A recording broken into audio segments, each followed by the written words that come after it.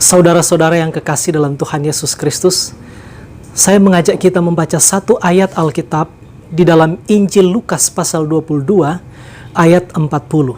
Ditulis begini. Setelah tiba di tempat itu, ia berkata kepada mereka, "Berdoalah supaya kamu jangan jatuh ke dalam pencobaan." Berdoalah supaya kamu jangan jatuh ke dalam pencobaan.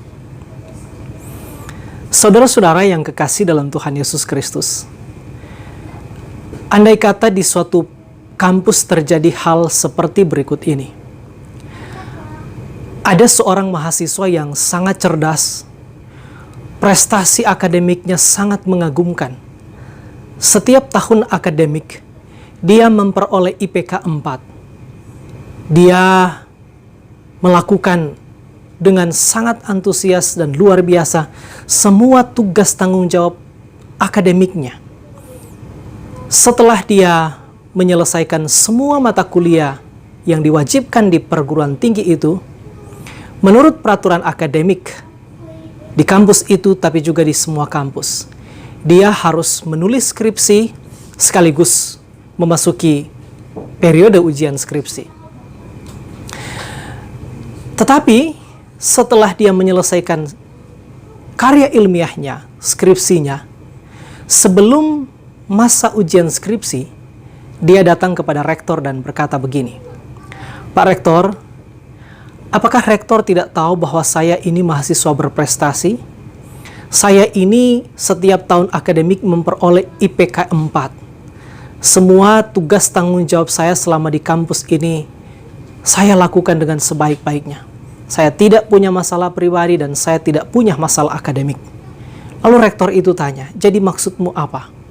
Lalu mahasiswa itu bilang, "Bolehkah saya memperoleh ijazah tanpa melalui ujian skripsi?"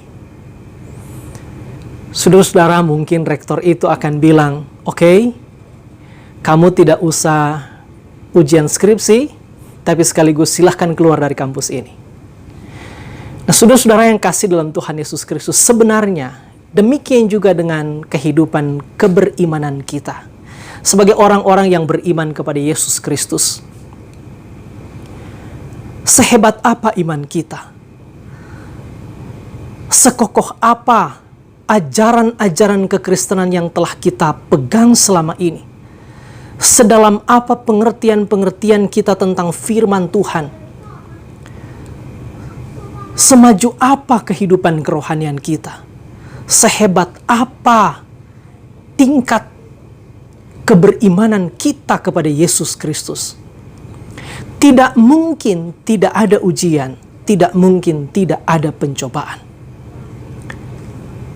Ujian dan pencobaan harus ada dalam kehidupan setiap orang. Setiap orang yang beriman kepada Yesus Kristus tidak akan pernah luput dari ujian dan pencobaan. Saudara perhatikan, saya menggunakan dua istilah, ujian dan pencobaan. Ujian itu tidak sama dengan pencobaan, pencobaan itu tidak sama dengan ujian. Ujian dan pencobaan itu berbeda. Hanya saja ada banyak orang Kristen yang menggunakannya secara sembarangan, secara bergantian. Ujian dan pencobaan itu berbeda dalam 3 hal. Pertama, berbeda dalam aspek sumbernya berbeda. Yang kedua, sifatnya berbeda. Yang ketiga, tujuannya berbeda. Ujian itu datang dari Tuhan. Pencobaan itu datang dari iblis. Ujian itu sifatnya positif, sementara pencobaan itu sifatnya negatif. Yang ketiga, ujian itu tujuannya selalu untuk membangun, selalu untuk kebaikan, selalu untuk keutuhan kita, selalu untuk kepentingan kebaikan kita.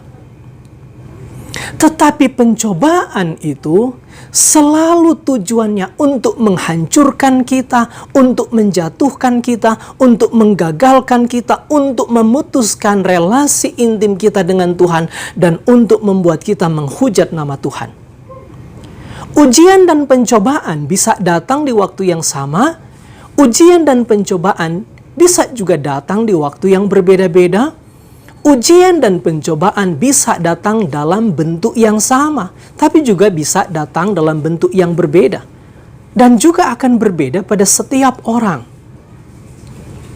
Di dalam Alkitab kita melihat tokoh-tokoh agung, orang-orang yang paling penting yang dicatat di dalam Alkitab, orang-orang yang boleh kita sebut para raksasa iman pun, tidak ada yang tidak melewati ujian dan pencobaan. Bahkan, Yesus Kristus anak Allah yang tunggal, yang sempurna, yang tak bercacat, tak bernoda, tak berdosa sedikit pun, toh tidak luput dari pencobaan. Tapi bagaimana reaksi orang ketika menghadapi ujian dan pencobaan itu? Kita juga boleh pelajari dari Alkitab. Tapi yang saya maksudkan pertama adalah sehebat apa iman kita, harus ada ujian, harus ada pencobaan. Nah, memang di dalam Alkitab yang kita baca tadi, Yesus berbicara tentang pencobaan, bukan ujian. Ketika Yesus berkata, berdoalah supaya kamu jangan jatuh ke dalam pencobaan. Perhatikan. Jadi ini berarti sesuatu yang dikerjakan, yang akan dikerjakan nanti oleh si jahat itu, oleh iblis itu. Yesus mengingatkan murid-muridnya, tapi juga mengingatkan kita semua. Di dalam Alkitab, saudara, ada satu kisah yang menarik untuk kita perhatikan. Kisah keluarga Ayub.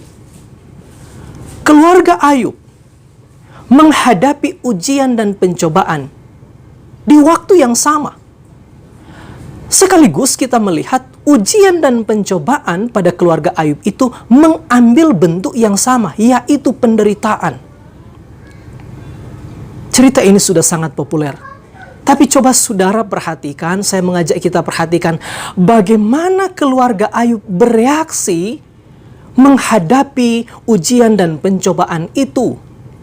Ketika menghadapi pencobaan, sekaligus ujian, dan bentuknya adalah penderitaan. Memang penderitaan tidak selalu menjadi satu-satunya bentuk pencobaan atau ujian.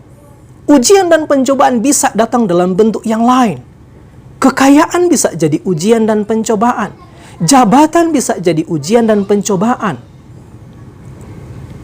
Kemapanan bisa menjadi ujian dan pencobaan.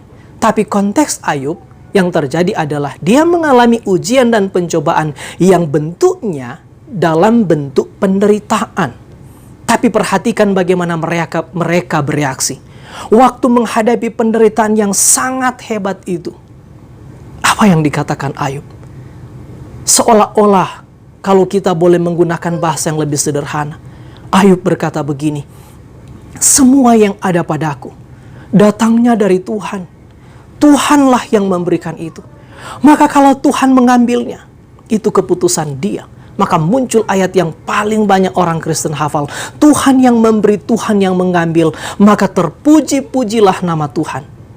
Jadi di dalam keadaan itu, Ayub bersikap positif terhadap ujian maupun pencobaan. Tapi perhatikan bagaimana reaksi istri Ayub ketika mereka mengalami pergumulan yang sangat hebat itu. Saudara tahu apa yang dikatakan oleh Ayub? Seolah-olah istri Ayub berkata, Ayub, lihatlah keadaanmu, lihatlah keadaan kita. Anak-anak kita telah mati, semua harta milik kita telah habis. Percuma beriman, percuma setia, percuma taat kepada Tuhan. Mungkin kalau dalam konteks hari ini, percuma rajin bergereja, percuma menjadi pelayan Tuhan, percuma rajin memberi persembahan, percuma memelihara kehidupan kerohanian yang setia, percuma menjadi majelis, percuma aktif dalam kegiatan pelayanan. Apa yang Tuhan beri? Maka muncul kata-kata dari mulut istri Ayub, kutukilah Allahmu dan matilah engkau. Saudara, iblis tidak berhasil menjatuhkan Ayub, tapi iblis berhasil menjatuhkan istri Ayub. Sekali lagi saya katakan, iblis tidak berhasil menjatuhkan, Ayub. Tapi dia sangat berhasil menjatuhkan istri Ayub yang terbukti ketika bereaksi terhadap pencobaan itu. Istri Ayub berkata, kutukilah Allahmu, matilah engkau. Dia menghujat Tuhan, dia menghina Tuhan. Dan ini target iblis. Ini salah satu target dari iblis ketika mengirimkan pencobaan, yaitu memutuskan relasi intim kita dengan Tuhan dan membuat kita sangat mungkin menghujat nama Tuhan. Karena itu menarik untuk terus kita pikirkan apa yang dikatakan oleh Yesus dalam ayat Alkitab yang kita baca tadi. Berdoalah supaya kamu jangan jatuh ke dalam pencobaan. Tidak mungkin tidak ada ujian, tidak mungkin tidak ada pencobaan. Pertanyaannya, kenapa harus ada ujian dan pencobaan? Sekalipun kita telah setia beriman, kita telah sungguh-sungguh beriman kepada Yesus Kristus, mempercayakan seluruh masa depan kita kepada Dia, kita tidak pernah meragukan Dia, tapi kenapa harus ada ujian dan pencobaan? Jawabannya adalah, tanpa ujian, tanpa pencobaan, tidak ada iman sejati. Sekali lagi saya katakan, tanpa ujian, tanpa pencobaan, tidak ada iman sejati. Iman sejati justru selalu lahir dari ujian dan pencobaan. Jadi ketika Yesus berkata, berdoalah supaya kamu jangan jatuh ke dalam pencobaan. Bagi saya ayat ini hendak mengatakan, pencobaan itu akan tetap ada. Pencobaan itu tidak mungkin tidak akan ada. Tapi perhatikan lagi kata-kata Yesus, berdoalah supaya kamu jangan jatuh ke dalam pencobaan. Maka berarti berdoa tidak akan meniadakan pencobaan, tapi berdoa akan memberi kita kekuatan menghadapi pencobaan. Sekali lagi, berdoa tidak akan meniadakan pencobaan, tapi berdoa akan memberi kita kekuatan menghadapi pencobaan. Seperti emas, sebelum menjadi emas murni, harus melewati api pemurnian. Demikian juga dengan kehidupan kita.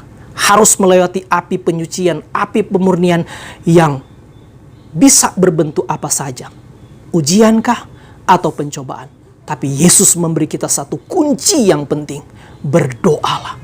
Karena itu saudara, mari kita terus-menerus membangun kehidupan doa kita dalam rangka menghadapi ujian dan pencobaan. Secara khusus dalam menghadapi pencobaan hari-hari ini, kita mungkin menghadapi kesulitan-kesulitan. Kita berharap penderitaan-penderitaan COVID-19 segera berhenti. Tapi apa yang terjadi, bencana alam kita dengar di mana-mana telah menelan banyak korban jiwa, kerugian material. Sikap iman kita harus kita berhati-hati. Yesus mengingatkan kita, berdoalah supaya jangan kita jatuh dalam pencobaan. Mari kita terus berdoa, minta kekuatan paling kurang, minta kekuatan dari Tuhan supaya kita pertama memiliki pengertian, membedakan apakah ini ujian, apakah ini pencobaan. Yang kedua, minta supaya Tuhan memberi kita kemampuan untuk tetap berdiri teguh, berdiri tegak dan tegar ketika menghadapi ujian ataupun pencobaan. Yesus mengingatkan kita, berdoalah supaya kamu jangan jatuh ke dalam pencobaan. Tuhan Yesus memberkati. Amin.